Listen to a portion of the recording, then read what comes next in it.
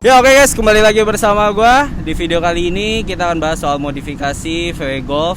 Dan kali ini udah bersama Nora. Kakak kita mau ngobrolin soal modifikasi Golf miliknya nih. Nah ini sorry banget karena alatnya kurang proper, jadi duduknya tempat kayak gini.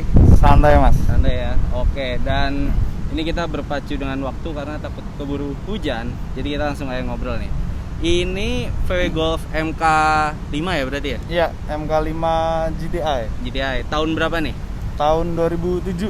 Tahun 2007. Oke. Iya. MK5 tuh ada facelift sama pre-facelift nggak sih? Apa cuma udah satu doang nih deh? Mungkin kalau dibilang facelift sih bukan ya. Mungkin revisi itu di tahun 2008 kalau nggak salah. Oh, oke.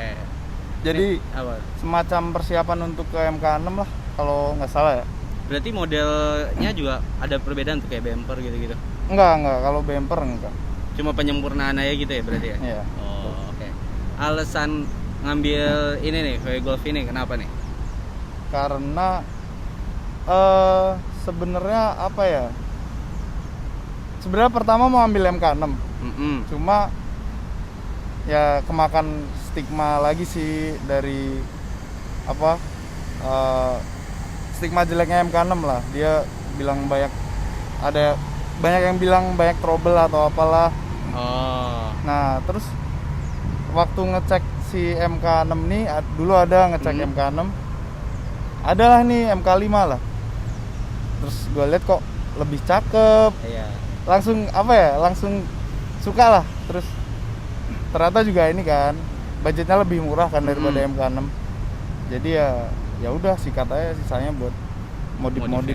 Dan Ya. MK5 tuh kalau menurut gua model yang paling timeless, kayak dia mau sampai tahun berapapun desain Iya. bodinya tetap paling enak Ya dilihat sih. klasik lah. Ini Iya. banyak yang nggak tahu tahun aslinya sebenarnya berapa ini. Pada ngiranya 2013 gitu-gitu sih kebanyakan Iya. teman-teman. Padahal lebih tua. 2007. 2007. Oke, kan kayaknya dulu nih sempat gue dengernya kalau dari orang-orang tuh kayak VW entah Golf, Sirocco apa Polo itu kalau ngambil bekas tuh kayak ya gampang penyakitan lah, entah kalau udah di remap atau belum. Nah itu tuh sebenarnya bener apa enggak sih?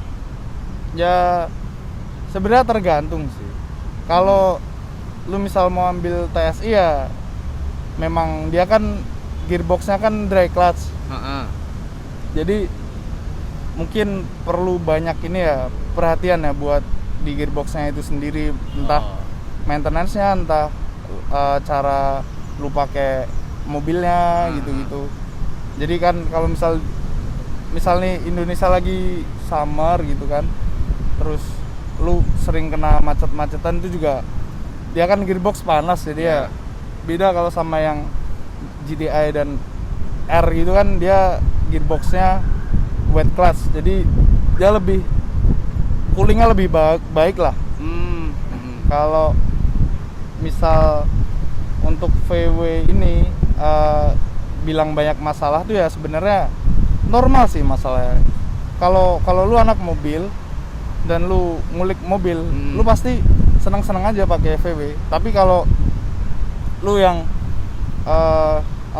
modalnya beli mobil doang terus berharap bisa dipakai terus nggak banyak Tinggal masalah pakai aja, ya, nggak perlu bengkel-bengkel. nggak perlu ke bengkel-bengkel ya, lu bakal kaget pakai VW. Dia banyak mintanya gitu loh, banyak jajannya sih. Ini pas habis ngambil emang apa aja nih yang ada yang langsung dibenerin nggak sih pas dicek ke bengkel gitu? Banyak sih sebenarnya, kayak ganti diverter valve itu gue udah ganti, terus mounting gue overhaul semuanya, gue perbarui. Terus ya sisanya jajan-jajan sih. Oh ya, sama ABS tuh gue ganti. Sensornya tuh? Bukan, ABS pump sama Habis pamer. modulnya itu mahal. Tapi kalau untuk di mobil non Jepang ya itu masih emang normal lah ya harganya? Normal. Dan partnya itu masih gampang nggak sih nyarinya? Gampang sih, apalagi kalau tahu channel-channel luar gitu. Terus Terus bisa impor sendiri. Terus sebenarnya VW ini banyak alternatifnya sebenarnya. Jadi ya, tapi gua nggak rekomen juga sih buat yang bukan terlalu anak bengkel gitu, terus ambil VW itu gue juga nggak rekomen sih sebenarnya. Jadi rekomennya kalau emang orang yang setidaknya paham soal mobil ya, kalau kenapa-napa dia tahu harus gimana. Gitu. Tuh. Oke. Tuh. Nah, Ngulik lah. oh ya, harus bisa ngulik. Nah, kalau modifikasi nih yang udah dilakuin di mobil ini apa aja nih? Gua ganti knalpot custom. Terus Full system tuh? full system. Oh, ya. Downpipe-nya Miltech tapi Oh. merek. Terus coil tuh gue juga ganti coilnya R8. Oh, bisa tuh ya? Bisa. Oke. Dia warnanya merah. Kalau yang GTI bawaannya tuh hitam. Oh, oke. Terus apa lagi ya? Velg itu Velg. udah bawaan. Velg bawaan sih. Ini Ori. velgnya oh, gila lagi. Velgnya pakai velg apa sih ini? Ini SSR GTV 03. Dia mirip-mirip sama BBS CHR apa ya kalau nggak salah ya. Gue nggak ngerti banget sih. Terus per gue ganti. Sisanya mostly modifan dari bawaan sebelumnya sih, kayak intake-nya itu pakai force yang twin intake.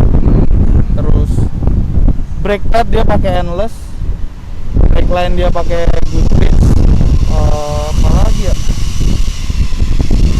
Udah sih kayaknya baru itu doang. Berarti dapet tuh nggak bener-bener standar banget ya?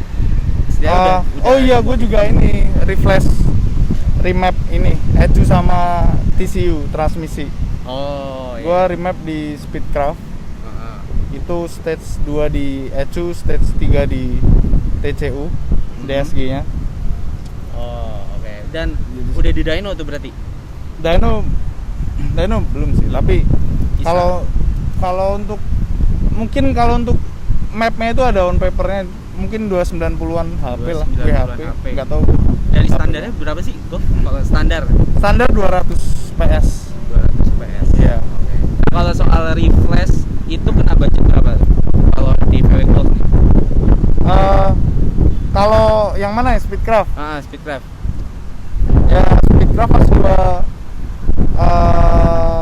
pas gua ini sih, pas gua bayar refresh sama ECU sama TCU-nya sih kena 11-12 lah, nggak tahu kalau sekarang 11-12 juta. 12 ya, sama aja kalau kayak orang masang Dastech kan juga nggak beda jauh ya, budgetnya juga segitu. Mungkin ya sama Mungkin, tuning gitu. sama dyno Ah. dan gitu-gitunya. Oh, oke. Ini hujan. Iya nih hujan nih. Kita review ambil hujan-hujanan apa? Apa lanjut di bawah ya? Ya pokoknya kita lanjut aja deh ini. Mungkin beberapa orang juga penasaran nih kalau biaya perawatan dari VW Golf MK5 nih berapaan sih perawatan rutin nih? Ini di bengkel resmi apa non resmi nih kalau servis? Non resmi aja sih sebenarnya. Di mana tuh kalau lu? Opsinya di sini untuk di Jakarta tuh sebenarnya banyak. Ada di Barcode tuh juga bisa, di CK Motorsport kalau mau ganti oli bisa. Atau bahkan ke misal Toda oli itu juga bisa. Untuk ganti oli DSG itu juga udah ada olinya. Kalau servis rutin tuh ya kayak cuma ganti oli, filter oli gitu-gitu, habisnya kisaran berapa sih emang? Wah, lupa sih kadang. Cuma kalau oli itu untuk mesin range-nya paling seliter 280 sampai 320 Itu 1 lah. liter. Itu 1 liter. Itu yang speknya udah mumpuni lah. Oh. Ya. Nah, ini kan berarti udah ada turbo juga ya ini ya? Iya, Oh, ini udah kan ada udah turbo. turbo. Nah, untuk upgrade kayak turbo gitu-gitu sebenarnya VW Golf nih bisa dibilang cukup mudah apa enggak sih? Cukup mudah sih kalau ada duitnya. Berarti nggak ribet lah ya. Dia emang bisa di-upgrade semaksimal mungkin gitu. Kalau dibilang semaksimal mungkin sih,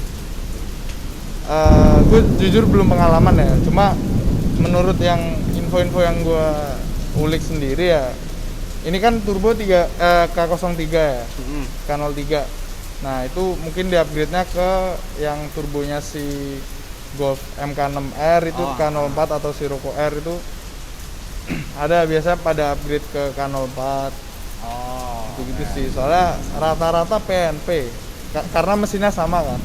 Oh, yang MK6 sama MK5 ini masih sama beneran? MK5 ini sama kayak MK6R sama Sirocco R. Kalau MK6 GTI itu udah beda, dia beda mesin. Oh iya. Ini awal nih mungkin kayak orang kan sekarang lagi banyak juga nih yang garap Scirocco. Apa nggak kepikiran tuh awalnya ngambil Scirocco? Sirocco jujur bagus tuh mobil, cuma kurang selera aja sih sudah. Tapi dia kalau mesin tuh misalkan yang GTI-nya Scirocco sama ini tuh sama nggak sih? GTI-nya Sirocco kayak 2000 TSI itu ya? Iya, kayak gitu. Dia mesinnya sama kayak MK6. Sama kayak MK6 GTI. Oh. Oke. Nah, ini sebenarnya masih ada lagi nggak sih yang lagi wishlist nih, lagi udah mau di-upgrade lagi nih? Apa ya? Mungkin ya turbo itu tadi sih. Lagi Tapi nabung buat itu. ya, cuma nggak dalam waktu dekat. Itu kalau ganti turbo, apakah part lainnya harus ada yang ngikutin? Enggak sih, harusnya mungkin ini ya, kalau mau nambah power lagi ya biasanya high pressure fuel pump itu ikutan diganti. Terus juga untuk cooling juga mungkin nambah, kayak misal catch tank itu kan dia juga membantu ini sih efisiensi cooling si olinya itu sih. Sama mungkin inilah intercooler lah. Intercooler ya. Iya. Oke. Kalau ngomongin soal kenyamanan, V-Golf nih bisa dibilang nyaman gak sih buat harian? Nyaman banget. Dia kedap juga sih. Jadi banyak banyak peredamannya, bagus banget sih. Ya mobil Eropa lah. Iya sih, mobil Eropa. Ya mobil Eropa. Tapi rasa JDM gitu, mirip-mirip kalau untuk mesinnya. Iya. Ini ya yang MK5 ya. Yang Kalau MK5. MK6 dengar udah banyak elektrikalnya lagi daripada yang ini. Oke. Kalau soal interior, ini interior termasuk mewah apa enggak untuk harga ya MK5 ini? Kalau untuk Feelnya. kemewahan sih sebenarnya yang nggak terlalu lah, nggak. Kalau dibanding BMW Mercy ya, itu beda. Cuman ini ya flat aja gitu, kayak ngebosenin juga nggak. Tapi yang modern atau mewah gitu juga nggak terlalu sih. Fitur-fiturnya tuh banyak nggak sih di ML5 nih? Kalau untuk pada zamannya udah Udah banyak banget. Cuman untuk yang sekarang nih ya hampir mirip-mirip lah. Gitu. Kalau untuk interior ada tambahan atau ubahan nggak? Paling cuma ini sih, bus doang sih. Turbo boost itu ya? Ya bus meter ya. Boost meter. Itu custom untuk dikisi AC tuh? Oh itu 3D printed sih sebenarnya. 3D printed? Iya. Oh. Jadi custom itu karena Itu maju ya. biasa. Iya. Terus mungkin nama pedal shift extender. Oh, karena yang asli itu kurang panjang gitu? Bukan kurang panjang sih, ya kecil aja. Terlalu kecil? Oh. Biar lebih gaya lagi sih sebenarnya. Estetika. Cuma emang ini dalamnya udah kulit nih berarti ya? Iya. Oh. Udah kulit. Dan kalau dipakai harian nih dalam kota, konsumsi BBM-nya gimana? Wah itu Dengan kondisi yang udah di refresh nih, boros sih. bisa 1 banding berapa? Ya 15, 16 lah, itu rata-rata. Oh Kadang bisa 14 gitu. Ya untung nggak sampai ke Bintaro deh kalau gitu. Enggak, kalau masuk tol dia 110, 111 malah. Oh iya, ya selisihnya lumayan lah ya. Ya itu inilah dari Senayan ke BSD lah 111. Mungkin kalau keluar kota bisa lebih naik lagi ya. Belum pernah sih tapi. Ini dapat nggak sih velg orinya kemarin pas beli? Enggak dapat. Padahal velg orinya tuh keren juga tuh ya. Ya keren sih, tapi ya gue sendiri nggak suka sih. Nggak juga ya. Oh. Makanya nggak masalah juga gue nggak dapet. Ini kemarin kan berarti pas dicek kaki-kaki tuh kayak per sama shock itu udah ganti aftermarket apa cuma pernya di custom doang? Per. Terus sebenarnya ada sih modif yang gue lakuin lagi tuh, dia ada namanya torque arm insert gitu, jadi semacam karet PU buat bikin lebih rigid lagi si dog bone mountnya itu. Oh iya, iya. Itu di kaki-kaki itu pokoknya kalau ada baut dimasukin karet-karet gitu ya? Iya. Oh Iya. oke. Kayaknya Di sumpel lah. oh kayak yang dijual Arma Yuda Store tuh. Iya. Iya bener kan? Ya, mirip-mirip lah. Mirip-mirip. Oke, sama kita bahas soal knalpotnya nih. Tadi kan bilang udah full system. Dia pakai valve apa enggak nih? Apa udah biarin berisik? Plong doang 3 inci dari depan sampai belakang. Oh. Karakter suaranya ya kayak VW Golf. Kalian tahu dah kalau ganti suara. Apalagi cold startnya berarti berisik banget. Kebetulan ini flash mapnya si Speedcraft ini cold startnya dimatiin. Dulu sih pernah pas habis ganti knalpot terus cold start tuh berisik banget sih. Itu kalau di komplek kayaknya dibenci tetangga. Ya apalagi di apartemen. Ya, iya, kan? Banyak yang komplain. Oh, oke. Dan knalpot tuh untuk urusan knalpot ya, misalkan kayak gini, ini udah di remap juga. Kayaknya kalau di Instagram lihat tuh keluar apinya. Iya, itu Gini. tuningan spesialnya si Speedcraft lah. Itu kemarin request apa dikasih tuningannya yang begitu? Sebenarnya agak dikasih sih. Itu yang tapi dia aman sih, kayak cuma di P doang dia ada hard limiternya di 5000. Ya di 5000 rpm gitu. Dan mungkin kan kalau beberapa orang taunya kalau yang nembak-nembak kayak gitu mesin nih jadi nggak awet nih part-part dalamnya. Ya memang. Emang gitu ya? Memang. Oh. Makanya jangan sering-sering. Itu ada settingannya nggak, kayak mungkin kan bisa di set kalau replace berarti enggak ya? Enggak ada. Itu cuma di P doang kok yang si hard limiternya itu. Jadi nggak bisa ambil jalan. Oh. Ya jalan paling cuma pop and bank doang. Oh, oke, terakhir nih kalau misalkan dikalkulasi ini biayanya kira-kira jadi berapa sih modifnya totalnya? Total ya, wah. Nggak Mungkin pernah kalau hitung yang- sih. Iya. Ya banyak sih banyak, cuma nggak pernah dihitung. Soalnya kalau dihitung ya Cuma makin belum mahal. seharga mobilnya kan? Hah? Cuma belum seharga mobilnya? Belum. Oh. Belum. Takutnya sih akan. Iya, kayaknya sih Semoga bakal jangan. nambah-nambah terus tuh. Iyalah kalau orang mah nggak ada yang pernah cukup ya. Kalau modif mobil mah. Ini kalau pernah nggak sih paling cepet berapa, paling kenceng deh berapa kecepatannya? Kecepatannya ya? Iya. Dia paling kenceng gua bawa 220 lah, 220. Oh. Dan biasa 200 km per jam tuh gampang banget ini. Masih stabil juga ya. Masih stabil banget, bahkan apa ya, kalau lagi bawa tuh ngerasain motionnya tuh kayak bawa mobil Jepang tapi 140-an gitu. Oh. Jadi ya masih pede lah 200 tuh. Beda Enak sih. sama kalau kayak pas pakai Ignis gitu beda. Ya beda. Udah gini. Udah. So, oke guys, mungkin itu aja yang bisa gue obrolin dan bisa menjadi referensi buat kalian. Dan sorry banget kalau ternyata ya nanti suaranya agak ada geluduk-geluduknya dikit karena memang cuacanya begini. Dan thank you banget udah mau Thank diajak you, bikin video. Mas Bening, si YouTuber terkenal. Amin. Jadi kalau misalkan ada yang mau nanya-nanya, boleh aja nih ya. Langsung DM Follow ya. aja, ya. DM juga boleh sih. Itu kalian bisa nanya-nanya Follow.